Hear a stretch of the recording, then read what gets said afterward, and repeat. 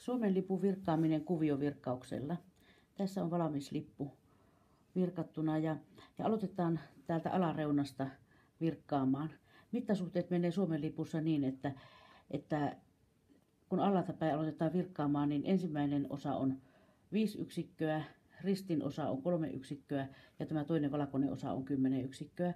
Tässä tapauksessa puhutaan silimukoista ja kierroksista, kun virkataan.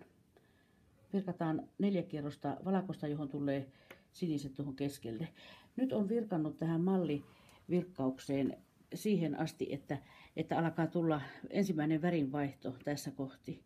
Aloituksesta sanon sen, että ketjuslimukoita alkuun virkkaan aina enemmän sen takia, että käsiala kerkiää tasoittua ja puran pois sitten lopuksi ylimääräiset. Kuviovirkkauksen idea on se, että kuviossa käytettävät langat kulkee koko ajan matkassa ja ne langat, joita ei sillä hetkellä virkata, ne kulkee täällä kiinteiden silimukoiden keskellä. Eli tällä tavalla, kun tehdään kiinteä silimukka, otetaan molemmat silimukan reunat ja vietään lanka läpi, niin levossa oleva lanka jää tuonne kiinteän silimukan keskelle. Näin.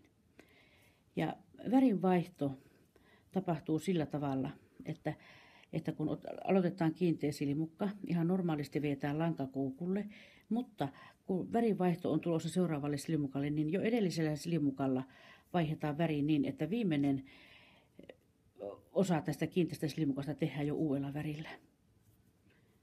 Näin kuvioraja pysyy suorana. Sitten jatketaan sinisellä.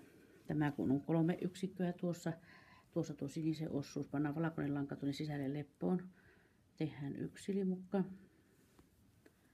2 silimukkaa ja 3. silimukalla otetaan vain ensimmäinen kerta lanka koukulle ja vaihdetaan lanka sininen leppoon tuonne sisälle ja valkoisella tehdään tämä viimeinen langanveto ja jatketaan valkoisella langalla kerros loppuun.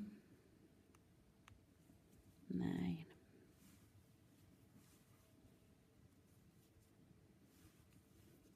Kuviovirkkauksessa voi käyttää vaikka 5 lankaa tai 10 lankaa yhtä aikaa. Ne kaikki langat kulkee aina ylimääräiset tuolla kiinteän silimukkarivin sisällä. Ja semmoinen kaikkien tuntema malli tästä kuviovirkkauksesta on, tai suurimman osan tuntema malli on Korsnäsin villapaita, jossa rannekkeet ja helmat ja olkapäät on tehty kuviovirkkauksella ja miehustat ja hihojen suorat osat on sitten neulottu sukkapuikoilla.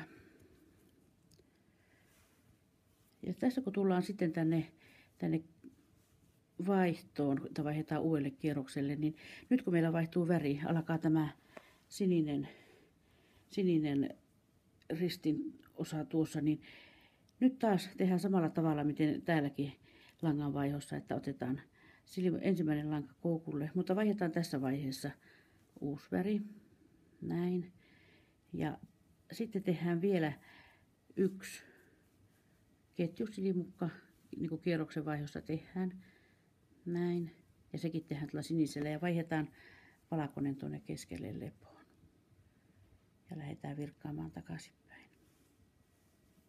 Näin ja nyt sinisellä langalla. Ja valkoinen kulkee sinisen langan sisällä.